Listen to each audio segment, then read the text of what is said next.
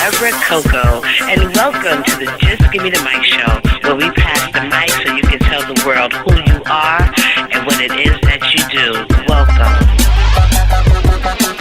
Check us out every Sunday night at 10 p.m. on Bronx channel 68, and look for us on YouTube. Hello, my name is William Russell Moore. It is my distinct pleasure to serve you as your next City Councilman for District 18 in Bronx County. I'm impressed and motivated by the bold public sentiment in my district that it's time that we put aside self-serving politics and place the concerns of the community first. My highest priorities are rebuilding our local economy, supporting our working families, providing better public safety within the community, creating new educational opportunities for grades K through 12 and post-secondary education, protecting and enhancing the environment, and building more youth and senior centers. My various experience in all levels of local government have afforded me the opportunity to hit the ground running and get results. Our breakthrough as a community is long overdue, and I pledged when I'm elected I will break ground on new initiatives that will put you back to work or in a business venture with more money in your pocket. When everyone in our district can make an honest living, we will make sustainable inroads to wealth, power, and prosperity. I have a 9-point political platform on my website at more2013.com. Point number 9 is my economic development plan for District 18. I plan to oversee the construction of a for-profit, holistic multicultural center in our district. This center will be a state-of-the-art arena built with union labor to host world-class acts, on and off-Broadway performances, and generate sustainable profits by tapping into the lucrative travel and tourism industry. We have about 80 different ethnic groups in our district with very little to do. What we do to entertain ourselves is to go downtown to 42nd Street and support the economic growth of Lower Manhattan and not where we live. With our very own multicultural center, we can showcase the stories of each ethnic group in our district and book world-class acts to grow jobs and other opportunities. This center will also serve as a micro-business incubator for aspiring entrepreneurs looking to jumpstart a lucrative business idea and grow local jobs. I hope you join me, William Russell Moore, on Election Day so that together we can move the Bronx forward. Vote William Russell Moore, Leadership for a Better Future. Good afternoon, everybody. This is Debra Coco, and we are live here at BX Records. Thank you so much for allowing us to come in and shoot this special show that we have today. Today we are talking politics, okay? We have an election coming up September 12th in New York City, and we have one of the candidates here with us today, William Russell Moore, and he's here to talk about his campaign. He's running for District 18, and we're going to talk about the issues that are being faced within District 18 and how Mr. Moore, our candidate, plans on addressing these issues in the upcoming election if he wins and throughout his candidacy. So, welcome my guests. Thank you for having me. Thank you. I really am happy to have this opportunity to sit down with you. Mm-hmm. This is actually going to be my first interview discussing politics and what is going on in our community with an actual candidate that is running. So I'm very excited about hearing your story. Yeah. And I wanted to start off this interview by giving our audience a little bit of background on you for those who don't know. Yeah. So tell us how you got started in politics and a little bit about your journey. I'm originally from the Harlem community, and my mother and my father and my grandmother inspired in me that belief of giving back, and they reared me for that. And so along my journeys, I went to PS 153 in Harlem, and that's in the Sugar Hill section of Harlem. Mm-hmm. I'm proud of that. I believe that it gave me, that Harlem spirit gave me the edginess that I needed, the tough side that I needed, along with my upbringing from my family, and that critical thinking. Right. Okay, because we have a lot of heroes and sheroes in Harlem, I want to emulate the strength that Harlem exhibited to black people in Harlem as well. I went to college. I went to A. Philip Randolph Campus High School, 135th Street. And from there, I graduated and went to Farmingdale University in Long Island. And I got involved in the student government movement.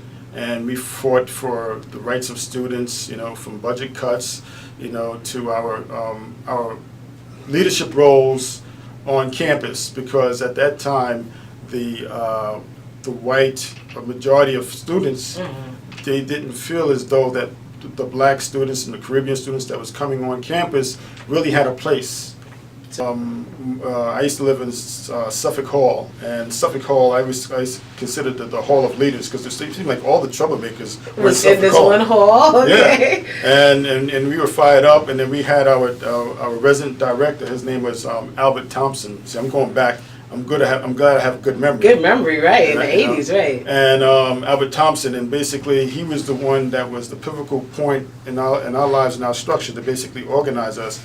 And so then we realized that, hey, we're living on campus. And the folks that are basically telling us that we have no rights, that we have no say, we can't express ourselves, our cultural identity, or the commuters who are majority whites. Right. They're telling us this because they were used to that. You know, they're getting away with regulating and controlling what's being said. They're commuting, and they got these positions and stuff like that. So they figured that they had the power. But then, I realized and the elders realized that we are the majority. Yes, and we have power too. And right. And the bad thing about I would say black people, Spanish people, whatever. Sometimes we think that we are the minority in certain instances of cultural exchanges and organizations, stuff like that, or society.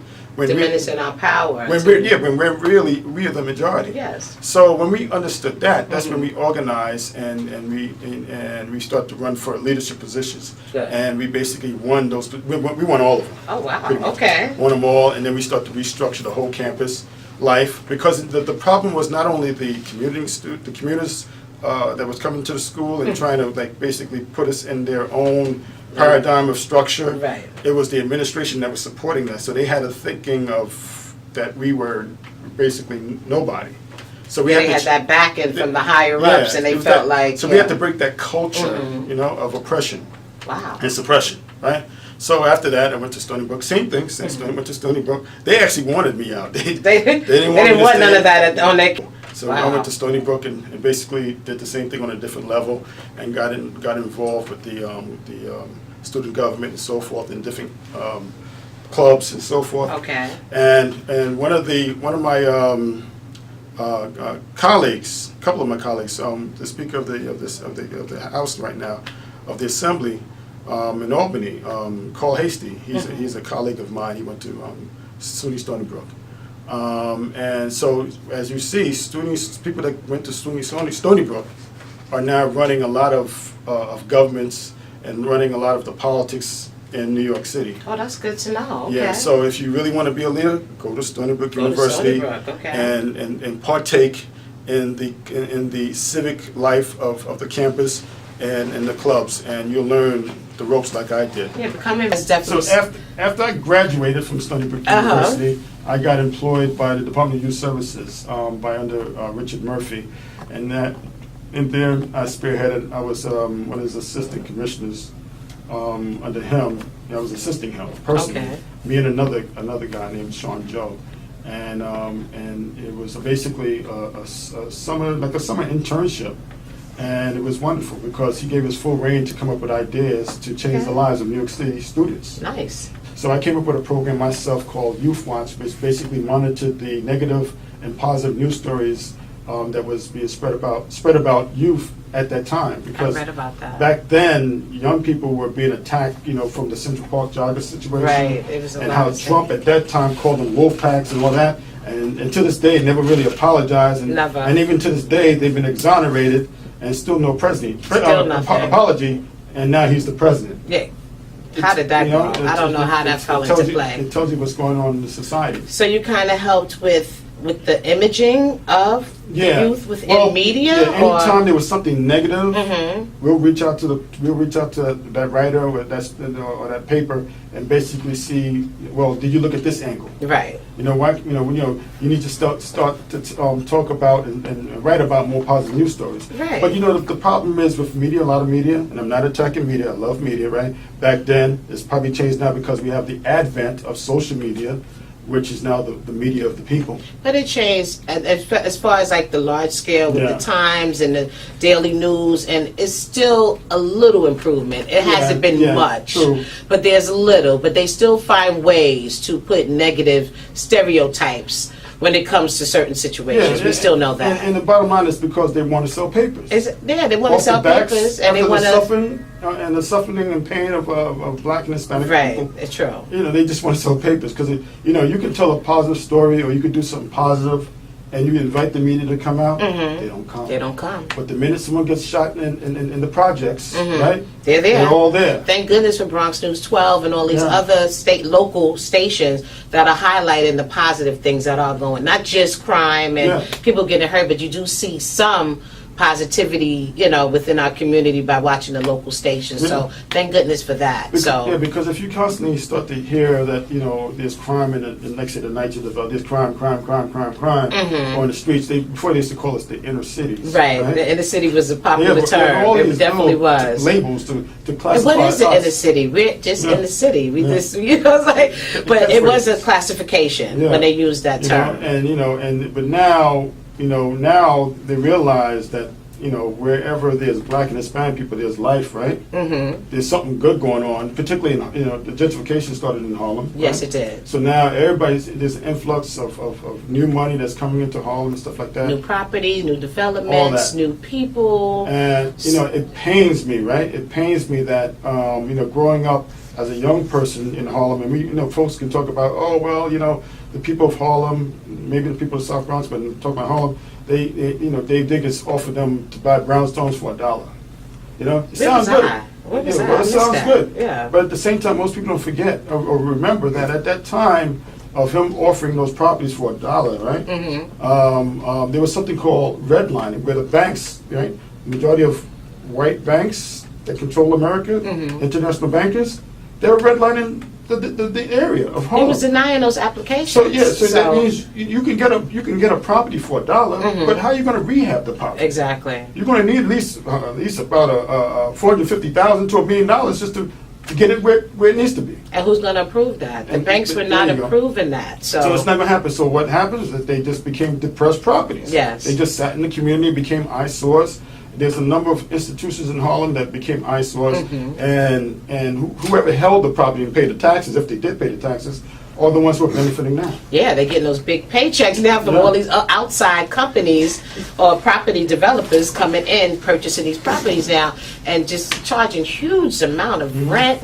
Right, for people to move into these brownstones and all these new developments. So it's like you said, gentrification, moving everybody out, moving in who they want to, and just changing the whole community as a whole, you know? So, you know, I was doing those things as a young person, right? So like I said, I was working for the Department of Youth Services, and then from there I got rewarded because of my work ethic, and, you know, I was just energized to be in government, because that's I've got to tell you about I got my degree in political science. Okay. From Stanford University, so I have a BA in political science. So I was very inspired to work for. That's like a real passion for you. So I know because everything came it's out. Hard for a lot of young people to go to school and say they want to become accountants, doctors, lawyers, and when they graduate, they can't find jobs. Can't find a job. They can't find jobs. jobs. You end up working at JCPenney's doing cashiering. Yeah. You know.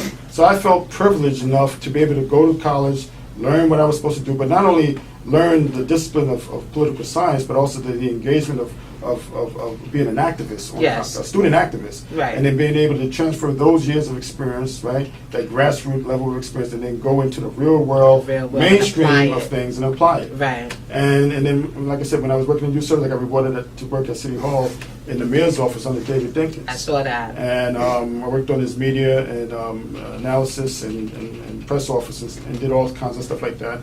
Learned how to write speeches and stuff like that. You know, I was only like 27 years old. Oh wow, you're prime. And the funny thing is then after David Dinkins was term limited, I applied to the Manhattan Borough President's office, and when they saw my resume was outstanding. They were like, "Wow, work for David Dinkins, that's major." So when they saw it, they like, "Wow!" This was for Ruth Messenger, her press secretary at the time, and he said, "Wow, and I like you." And then already, and then the catch is that how old are you? And I said 27. Oh man!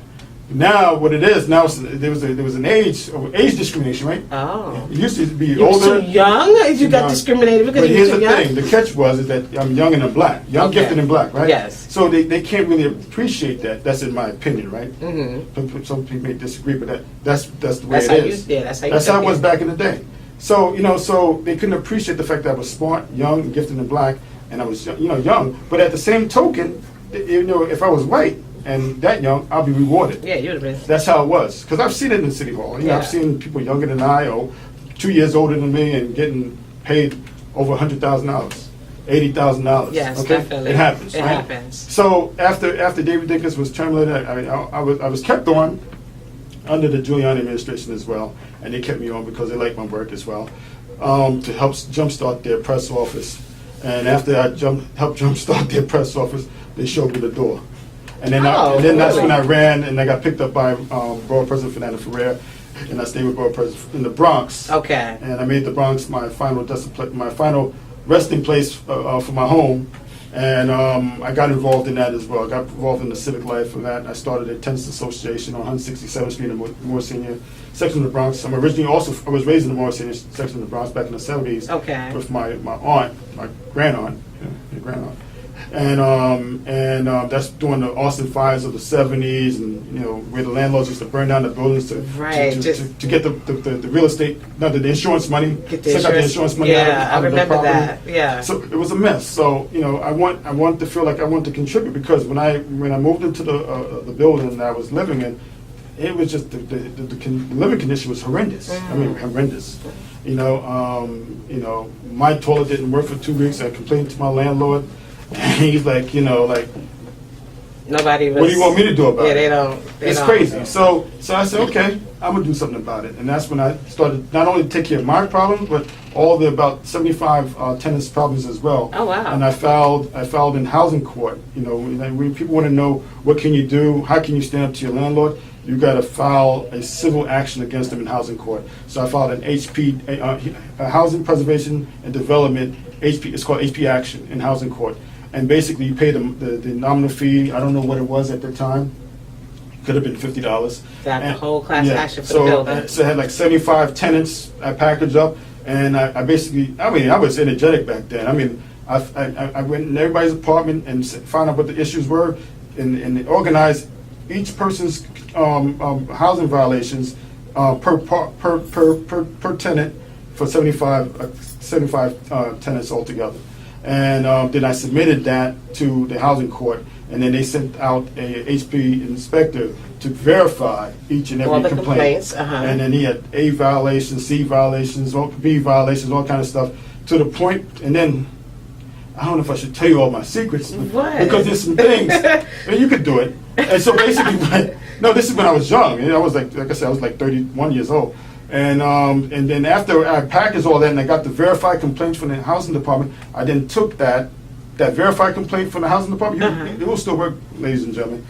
Took the verified complaint, because now this is actual fact of what the violations are. Yeah, you got affidavits from everybody. And then I took that and then I packaged that into a rent reduction with DACR, Divisional Housing Community Renewal, DACR, and got the tenants a rent reduction. Isn't that something? That was the beautiful thing. Bravo for that. That was a lot of work that actually paid off. So good point to anybody that may be going through housing issues. And not only that, because then the landlord, after I did the housing, did they allow you to still live there? But that's what I was going to get to. I was going to get to that. So after I packaged got the rent reduction, then the landlord started coming at me left and right. Oh yeah, you got to leave. You can't come in here and start all these problems and think you're going to live here. You got to go now. It was the landlord at the time was Finkelstein and Morgan. Stephen Finkelstein at the time. He was coming around. But Stanley, I think his name was Stanley Morgan, whatever. That was he was basically Stanley Morgan was the brother-in-law of Stephen Finkelstein, and he married his sister.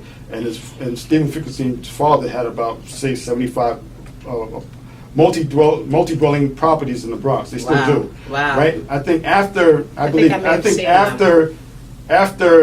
my relationship with them, they broke up. They broke up and they divided properties. They did. Yeah, and they totally two different entities now. So you brought them down. Yeah, Stephen Finkelstein, he was coming around and he was trying to really work, because I called them slumlords, because that's what they were. Yeah, that was a popular term. Yeah, right? There was a lot of slumlords around that time. And they were coming around because when you're neglecting people's properties or their household, the way they live, and they're paying you rent on time, you're a slumlord. Yeah, definitely. Plain and simple. And and the minute that they don't want to pay your rent, you want to evict them. So, and there was a lot of, and basically there was a lot of Spanish people that was my tenants too, and they would manipulate them in court because the problem with tenants at that time. Sometimes they don't have a full understanding of what is happening. Nobody represented the them lawyer would take them properly. to court, and they're supposed to have a Spanish interpreter, and they Sometimes don't have it there, and Right. the lawyer's talking in English and they're writing the stipulations out, and then having them sign. And they don't know what they're signing. So I want to discuss right now the election that's coming up on September 12th. So you have 4 running mates. Who's on the ballot with you? Okay, I'm gonna save the worst for last. The worst for last? I know you got Elvin Garcia. I'm running first. You're running first. William Wilson Moore is running first. Democratic candidate. Then you have underneath me Amanda Farris. Okay, she's basically a pro-woman candidate. Mm-hmm. You have Michael Belser that sounds like salsa that gives you a suggestion. So that's why you got to take the salsa. Oh no! That's a joke. And you got Garcia, Elvin Garcia. Elvin Garcia. Yeah, he's an openly gay candidate that's also running in the district as well. And then you have the last, but not the least, you have Ruben Diaz Sr. He doesn't like to use the senior or junior on his campaign literature because he's trying to confuse the voting public that his son is running, he's not running, and so they're confused. So when they go to vote, they think they're voting for the son, but they're actually voting for him. So these are the games that they play. They're not very honest. So. Now, how many years has he been on the ballot? For years, right? Well, he's been in office. So he said about over 40 years and stuff. When he first ran for the city council seat back in 2001, I believe, he ran, right, and it was a highly contested race. I believe that the council member of that time was Pedro Espada. He was running against him. Or someone else was running against Pedro Espada, and that person dropped out, and they used the committee of vacancy to put his name in there, and then he actually won the city council seat for about a period of 2 months. Okay. And then he ran for the 32nd Assembly seat where he is today. But he's only running for the seat to the city council seat, the current city council seat, to be a placeholder. He's running because he wants to retire in 2 years. He wants to support Donald Trump for president because he supported him last time. And he wants to hold the seat as a placeholder so that therefore he can pass it off in a special election to one of his cronies. This is what they all do in the Bronx Democratic County organization. That's why I call them inept. They don't really bring nothing to the table. They're just there holding it, preventing other people that can really make a difference with the seat from obtaining that seat. Yeah, and you can say they hold it predominantly for Hispanics and stuff like that, but it's not. It's more than that because they really don't care for the majority of Spanish people, in my opinion. They're concerned with the Spanish people that's in that family. Mm-hmm. That's who they care about. Okay. The Diaz's, the Crespos, and all these other, the Sepulveda.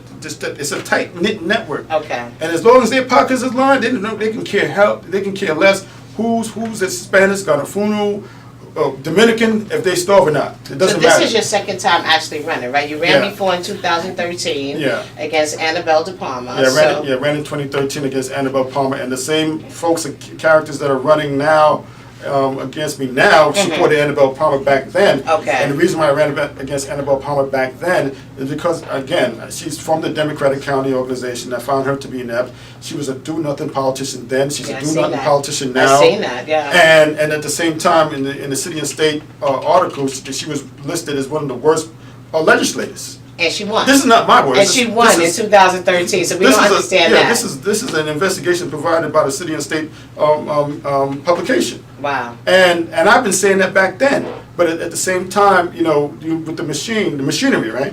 The machinery only wins because they suppress the voting population. There's voter suppression going on.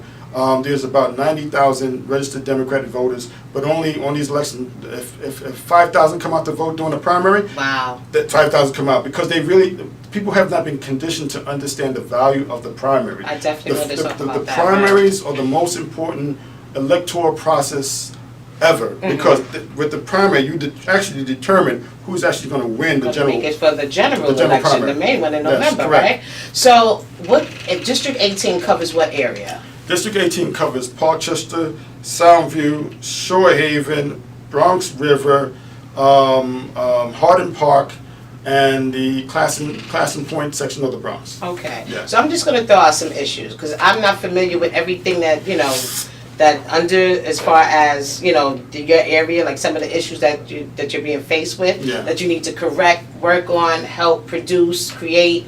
So I'm just going to throw out some topics that I know that are important when it comes to election and who you actually vote for. So the first thing I wanted to talk about is housing. Do you have any programs in place if you are elected? Like, how would you help housing in your area? Well, here's the thing.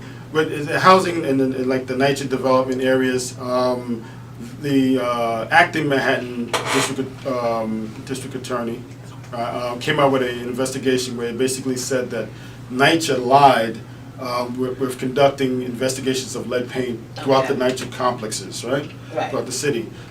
That's damaging. Okay, it could cause brain damage in children. You know, if a child eats that, it could definitely affect their mental. And they were supposed to do annual tests of lead paint, and they basically failed the residents of NYCHA.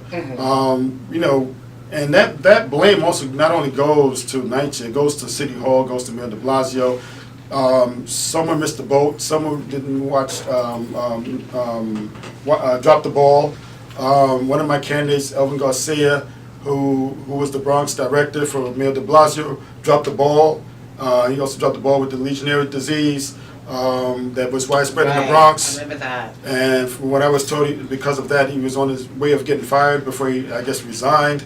So these are the different things that, you know, these type of callous mistakes that these politicians and their special assistants are doing, and they're letting down the people of the Bronx.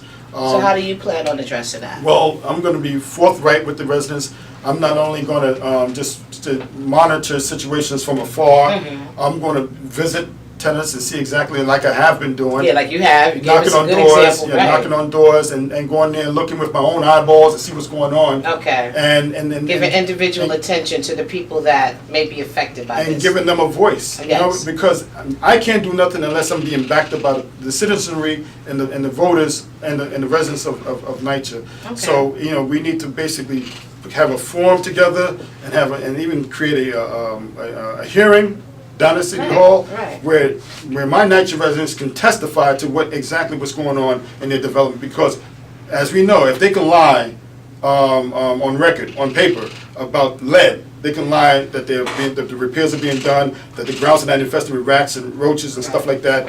And you know, the first thing they want to say is crime, this, crime, that. But let's talk about the living standards of people. Exactly. Because these people in the NYCHA, they deserve a good quality of life as well. You want to hear the big whopping surprise. A lot of these people in NYCHA, you would think that this is substandard living, or these are poor people. A lot of them are paying like $1,800 to $2,000 rent. They're paying like co-op and condo prices. That's ridiculous. They are. I know in Marble Hill housing, people used to go by your income, or you had a cap on what you could pay. Now it could be it's just based on a certain percentage. Rent exactly. To live with rats and roaches. Yes, they are, and that hasn't changed. Who heard of Nothing that? has changed, but except for the money. How about employment? How would you help? Well, I know there's more about NYCHA. Yeah. You know, it's definitely you may have to put a unit for that. I know you probably have to bring some more people in to help you with that as well. Yeah. But we have a couple of issues, and I know we're running out of time, so I want to make sure that we address a couple of different things. So how about employment? Well, here's the thing: with the employment situation in my district, you know, the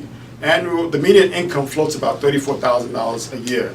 That's not enough to raise a family of one, much less a family of four. Right. So what I propose is I want to raise the median income of folks that live in my district from $34,000 to $60,000. With a $60,000 salary, you can afford to live in the era of gentrification. Yes. Because the whole purpose of gentrification is an ethnic cleansing of poor blacks, poor Hispanics, and poor whites.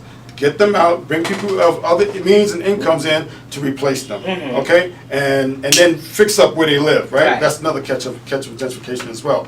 So I want to do that. I also want to create a multicultural center that's going to provide jobs and other opportunities to the residents of our district. Great. We have 80 different ethnic groups in our district: Bengali, Spanish, Puerto Ricans, Ganafunus, Haitians, Jamaicans, all these different ethnic groups. 80 different? Wow. 80 different ethnic groups, right? That basically have virtually not much things to do. If they go to a park, if they go to a fair in the community, That's the highlight of their day. So what I propose is I want to have a multicultural center that's going to tap into the off-Broadway and on-Broadway performances and bring world-class acts to the districts. Because of these 80 different ethnic groups, they have a cultural expression that's unique to them. Right. That people that lives in co-ops and condos in my district, because we have them, Parkchester's co-op, right? And there's condos, that will pay a lot of money to support an act or support a cultural expression or performance from that group. Right. Same thing with the Hispanic community. We can have beauty pageants, Hispanic beauty pageants. I will go to a Hispanic beauty pageant. You know what I'm saying? We have hip hop, the birthplace of hip hop. Right. So that other people, other nations, other countries, internationally, nationally, are making money from hip hop, and it started here. Right. Why are we broke? I don't know. That's a good question. Why are we struggling? That's a good question. My question is, what happened to the community centers? What happened to the after-school programs? What happened to things like that within our community? Well, That's my personal question. No, I'm going to tap into it. Like I said before, Ruben Diaz Sr. been in office 40 years. His son been in office about 14 years or 10 years going on 14 years, right? All these other politicians that are part of the county organizations have been in office going on 10 years. Collectively, they got over $20 million, right? Annually. Yes. Budgets, right? Right. They could create laws. They legislate. They could create laws. But yet the people are hurting and starving, right? Why are our community centers dilapidated? Why are our young people have no nothing to do with their time? Nowhere to go after school. Nothing, right? And they're not tapping into the resources of the Department of Youth Services to make sure that their community center is fixed up and that there's money is being earmarked for that. What are they doing? They're not doing a thing in the community, and the people are hurting. And at the same time, I think it's by design. I'm sorry to say it. It's by design. They want to force people out because they want to replace them with someone else that is lining their pockets, right, with campaign finance dollars. That's all. That's basically that's what it comes down to. Because if you look at a lot of their contributors, a lot of these politicians, right, you see that they get money from charter school companies. They get money from private real estate developers. All lining their pockets so that they keep them in office so they can greenlight their projects, their special projects. That's the bottom line. And our community is suffering. So while our young people are fighting in the streets, shooting guns, right, and getting hurt, you know, they'll do a press conference. Oh, we should stop the gun violence and all this kind of stuff. But you're not really putting nothing in that's going to curb the tail. Giving children an option. Yeah, giving them now from the streets. Right. There's actually grassroots organizations that need to be funded that have basketball programs, that have youth programs that's been knocking on doors, and all these politicians. And the politicians are not giving me any funding. I'm going to change all that because I'm going to be the politician and the elected official as a community leader to make sure that our community organizations are fully funded, right, and that our kids have an outlet. Yeah. Now, what about crime? You have any? I don't know about the statistics of crime in your district, but they're saying crime is on a decline. That's it's what on they're a decline, saying. right? But at the same time, we got to make sure that we get the guns off the street through gun buyback. We got to work. We got to strengthen our local 43rd precinct. I propose that the 43rd precinct is overused and is underfunded. But I don't even want to say it's underfunded. I think we need another precinct in my district alone. Okay. Because it doesn't really fully serve the needs of the community fast enough. Okay. When crime happened in certain neighborhoods, they got the shot spotter and stuff like that. Okay, sounds good. But there's more crimes than that. There's people breaking in cars, okay, because they don't have, gainful employment, so they're trying to sell stuff when they break in your cars. There's little petty crimes. We gotta crack down on all these petty crimes that's happening in our community. And panhandling is down. I mean, you got a lot of stuff like that that's going on there. I mean, they also want to criminalize homelessness. That's another issue. Yeah, that is another issue. A person's plight of being homeless shouldn't be criminalized. We need to make sure that we get them cleaned up if they have mental issues. If they got drug issues, get them cleaned up, and also try to reform them. Yes. Okay, and to make them better citizens in terms of learning how to manage their resources and monies and stuff like that, so they can maintain a housing development or dwelling. Now, that would be awesome to be able to maintain a lifestyle of their own. Yeah, right? but it really pains me to hear some of the rhetoric that's going on. Because folks don't want to have a lot of shelters around them and stuff like that. But families that are homeless got to go somewhere, right? And a family who's homeless, could be your next door neighbor. Okay? It could be someone that you know. Right. You can't just demonize everybody with one brush and say, No, you sure oh, can't. they are just no good. I don't want them here. No, you're right. You know, because now we're putting ourselves at a higher standard. And then the folks that paint them with a brush, they call themselves Christians, they call themselves this, and they call themselves that.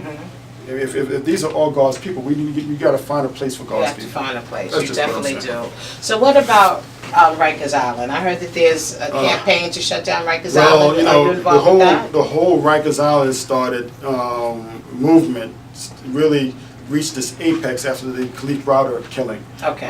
That was a 16-year-old youth that basically got accused, was coming home from wherever he came from, school or whatever, and the police pulled him over. I think he was with a friend of his, and someone accused him of stealing a backpack. They didn't find a backpack on him. He got arrested and then sent to Rikers, awaiting trial I remember that for story. 3 years. And I believe 3 years for a he was being- backpack. I believe at the time he was being the prosecutor was Darcel Clark, if my memory serves me correct, and he languished there for 3 years, being beat up, abused, not only by the inmates, the Crips and the Bloods, But in there, also the correction officers. the correction that are officers. supposed to, right. This is we'll see it on videos, you know, slamming them on the floor, and the guy was the guy was innocent. You know, I mean, who does that in this Did day he and commit age? suicide? And then 2 years after he was released, 2 years later he committed suicide. Right, I remember that So story. you know, Very sad. so we got to shut down Rikers because it's a cesspool of corruption, a cesspool of just illicit drugs and things that's supposed to go on. It's supposed to be an institutional reform, right? Supposed Correction. to be. That's what it's supposed to be. Correction. Right. It's supposed to be an institutional reform, but bad things are happening. What I'm saying is not indicative of all the officers that's trying to do a good job in law enforcement in Rikers Island. So don't say that William Russell Moore said that all officers are doing this. No, what I'm saying that we all know who the officers are, and at the same time, you know, people in this fraternal organization have this blue wall of silence, this secret society way of doing Protecting things. each other. Yeah, they protect each other, The and then inmates who they're paid to protect. yeah, so the one apple become infested with worms. So we got to weed all this stuff out, and I want to shut down. I want Rikers shut down. There's a plan in place after a commission held it, saying that they in 10 years they can have smaller jails throughout the boroughs. And I believe Staten Island was one of the boroughs that didn't want a jail. I say all the jails go everywhere. Spread them out equally. Everybody get their fair share. Right. Okay? Because crime is crime, right? Crime is crime, and it Right. happens everywhere. Yeah, and You know? then there was another proposition, the use of Rikers, right?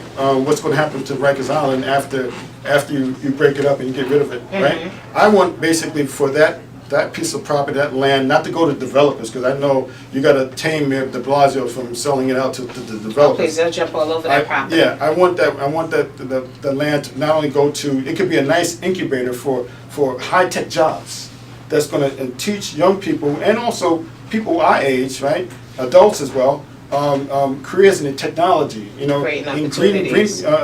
green energy, all these different things, stem cell research. It could be Yes. something special where we can boast to the world, like look what New York is doing. Right, We're just right. not a tourist center of the world, but we are a tech center of the world as well. New York is the Be a capital of the leader. world. Right, that's true. You know what I mean? So why can't we transform that island that was something of a period of chaos into something more beneficial and useful for the community? I agree. And I that's agree. what I We want. definitely need And then that. put housing there, right? Put housing, low income housing there, right? For people that want to work in the city and live in the city for their families. So how about attracting small businesses, increasing job opportunities for your district? How do you plan on doing that? Well, you know, one of the things is that we have to.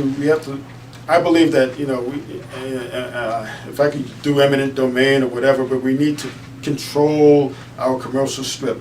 We need to really remove the power from private hands and make sure that the community have more of a stake investment. Like same thing with a cooperative building, Right. where the residents control where they live. Right. We need to have a cooperative interest of business leaders that live in the district and that can control units of commercial strips, commercial storefronts in their district, in our district, and regulate the rents, because the rents are just too high. Yeah, they're very steep It's right too now. high. Yeah, it's hard And- to stay in business once And you started, then right? what's happening is that you have a lot of the interests. The big box stores coming in and gobbling up all the small mom and pop shops, and the mom and pop shops are very vital to our local economy because they employ your young person, your student, your average students, and if you have a pizza shop that they have an after school job to go to, right? And they pay them some pocket money. That's all they want to spend money keep on. them occupied. Yeah, keep them busy. go to the movies, spend some movies on clothes.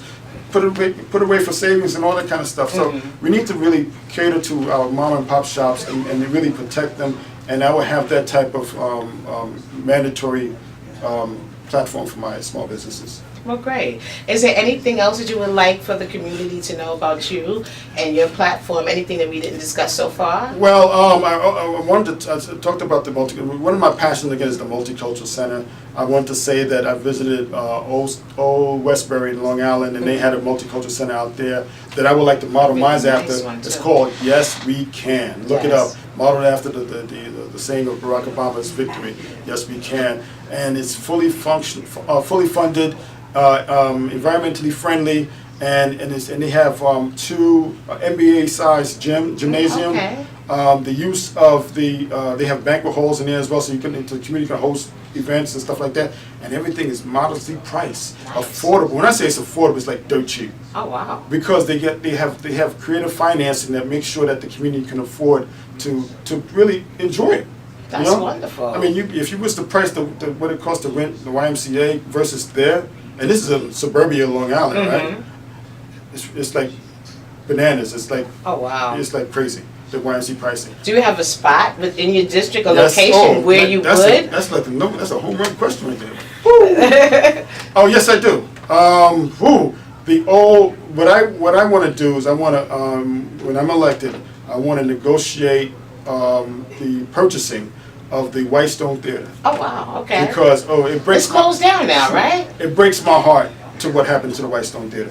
And like I said, you have Ruben Diaz Sr., Ruben Diaz Jr., Marcus Crespo, Louis Sepulveda, Vic Chato. You got a whole bunch of all these names I can't pronounce. And no one stood up. I mean, really, no one stood up. So the property is still there. It's still available to be. It's an eyesore right now. Oh. The property has been turned into a weed-infested. A lot of buses, cars, junk cars, all kinds of stuff, and they have a big sign that says "built to suit," and they tell you I think it's 200,000 square feet or something, 200 square feet of property, something crazy, and it really breaks my heart. That is a really great location. Now, if I was to be able to negotiate the purchasing of that property. Not only am I going to create a multicultural center, but I'm going to also create it in such a way where it's an arena center, right? For the acts I was talking about, the acts. Yes. But so it can generate jobs. But not only that, in that facility, I'm going to have small business incubators. Nice. So if you want to be whatever you want to be, a TV producer, you'll learn TV producing. Nice. If you want to be a fashion designer, you'll learn fashion design. We have the Bronx Overall Economic Development Corporation. Let's put them to work. That's an arm of the Bronx Borough Presence Office. I agree. Which I came from. Right. So there's a bankrupt. A lot of our leaders are bankrupt of ideas.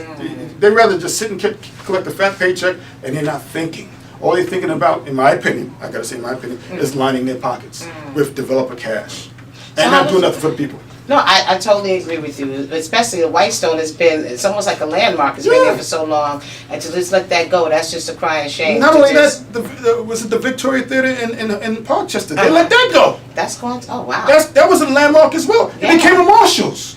I mean, so it's a slap in the face of the community. Man. I mean, there's little so-called protests and politicians come, let me get a petition going. And that's about it. Then the and then the next thing goes fades into a away. shredder. Oh no, see, that's not good at all. It's ridiculous. So how do you feel about your overall support? I know the Voters Guide, you have strong following from the Spanish community and a lot of different communities as well. How do you feel about the support? I feel confident. I feel victorious. Okay. If I didn't believe in myself, I wouldn't be here. I know I'm going to win. Okay. Regardless of the fact that so-called Ruben Diaz Sr. is running, that doesn't phase me. I'm not afraid of the powers that be. I'm unbossed, unbought.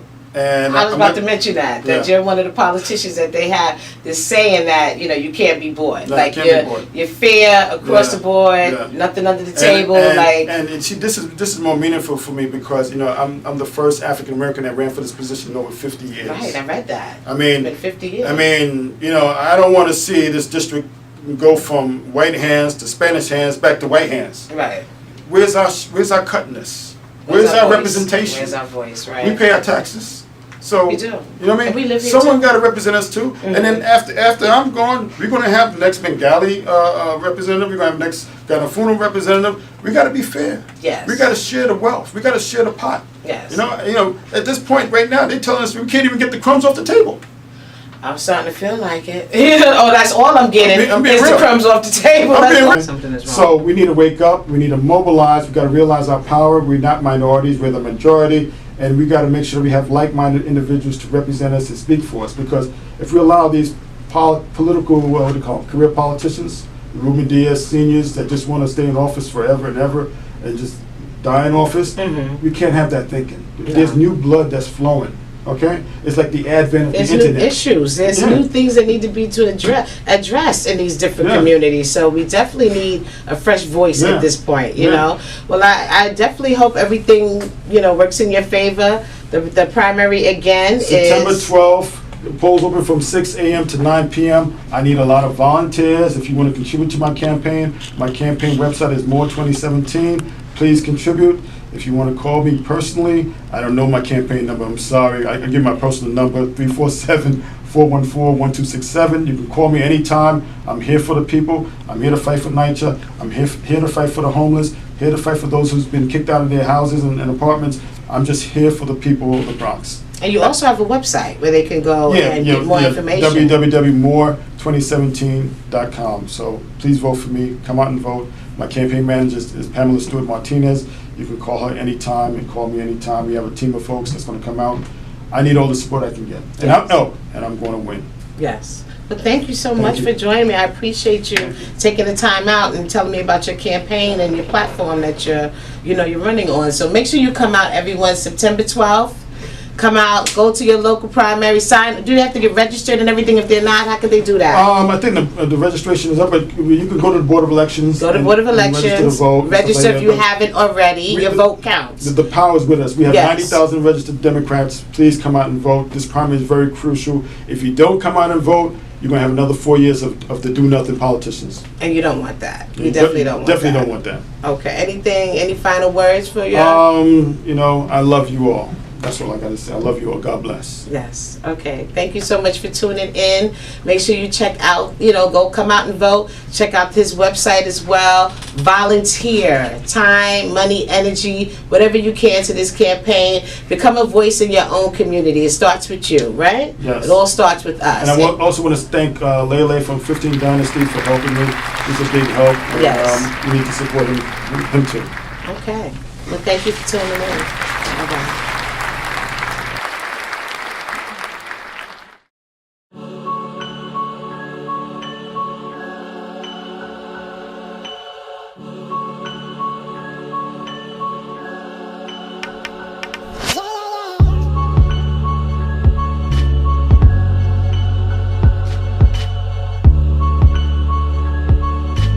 This is a Cinema Beats production.